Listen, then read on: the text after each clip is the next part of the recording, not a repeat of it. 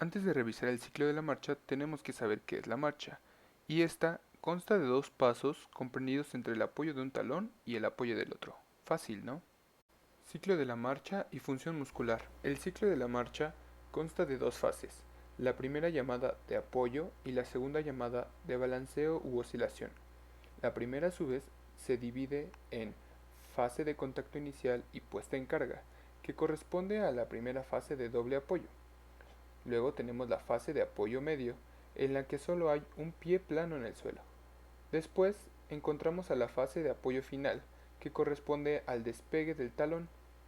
Por último, tenemos la fase preoscilatoria, que corresponde a la segunda fase de doble apoyo.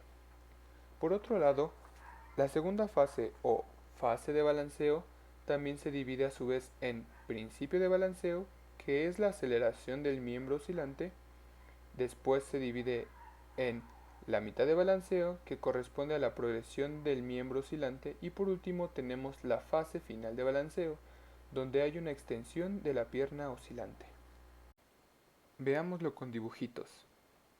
Como ya vimos, las principales fases se subdividen a su vez en diferentes subfases, y esto es debido a que en cada subfase nosotros utilizamos diferentes grupos musculares, algunos de los cuales son el glúteo mayor, el psoas, glúteo medio, aductor mayor, el vasto medial y lateral, el tríceps sural, el tibial posterior, el peroneo largo, el tibial anterior, entre otros.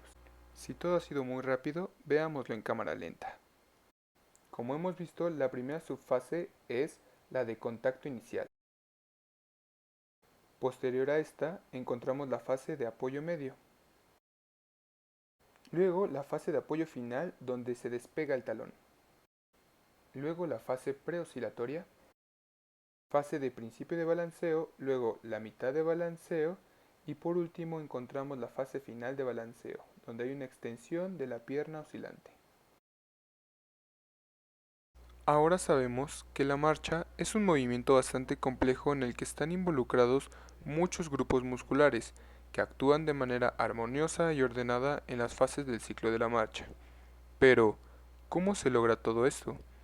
¿Qué mecanismos hacen que estos músculos interactúen entre sí de manera adecuada para lograr la marcha? Neurofisiología de la marcha. Bueno, pues el orquestador principal de todo este ciclo es el sistema nervioso central, a través de fibras que nacen del cerebro y de otras estructuras involucradas como el cerebelo, la vista y el oído.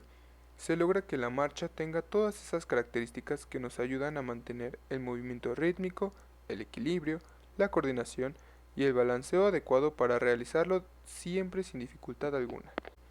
El sistema nervioso central utiliza múltiples vías que confluyen entre sí para poder realizar la marcha. Mencionaremos las vías más importantes. Vía piramidal, o también llamada corticoespinal, es la encargada de realizar los movimientos voluntarios que realizamos. Esta vía inicia en los axones de motoneuronas superiores en áreas motoras de la corteza cerebral que convergen en la corona radiada y descienden posteriormente decusándose en el bulbo raquídeo, formando el haz corticoespinal lateral que desciende por la médula espinal hasta llegar a hacer sinapsis en el soma neuronal de la segunda motoneurona en el asta anterior de la médula espinal y así lograr el movimiento que uno desea. La vía extrapiramidal son todas aquellas conexiones diferentes a la vía piramidal. Estas vías ayudan al control muscular voluntario para poder realizar los movimientos finos, coordinados, armoniosos, etc. Las vías extrapiramidales más importantes son las siguientes. La vía rubroespinal es la encargada de facilitar la activación de los músculos flexores e inhibir a los músculos extensores o antigravitatorios con el fin de realizar el movimiento sin caernos. Esta vía empieza con información procedente de la corteza cerebral, llegando a los núcleos rojos a nivel del mesencéfalo. Estos núcleos serán los encargados de enviar la información a través de fibras nerviosas descendiendo por el tallo cerebral y por la sustancia blanca lateral de la médula espinal, hasta llegar a las neuronas de los cordones grises anteriores de la médula espinal y realizar la sinapsis para transmitir la información deseada. Una vía muy importante involucrada en la marcha, la cual nos ayuda a mantener el equilibrio al momento de la misma, es la vestíbulo espinal. Sin esta, se nos sería imposible iniciar la marcha, ya que al perder el equilibrio en bipedestación, nos caeríamos al suelo sin poder efectuar ni el más mínimo movimiento. Esta vía inicia en los núcleos vestibulares que reciben información del oído interno, así como del cerebelo.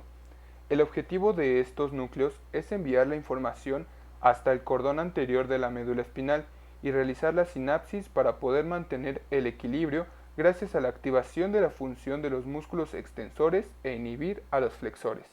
Los núcleos basales, constituidos por el núcleo caudado, globo pálido, putamen, el claustro y la amígdala, son estructuras importantísimas del sistema nervioso que, al igual del cerebelo, constituyen un sistema motor auxiliar que, con información procedente de la corteza cerebral y las vías corticoespinales, nos ayudan a mantener el control de la postura y del movimiento voluntario.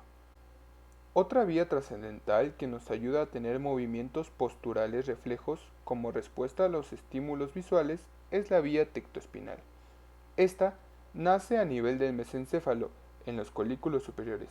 De aquí nacen fibras que se decusan muy cerca de estos núcleos para poder descender por el tallo cerebral y la médula espinal hasta llegar al cordón gris anterior, principalmente a nivel cervical superior, y otorgar la información que se recibió de la vía visual y realizar los movimientos posturales reflejos más adecuados.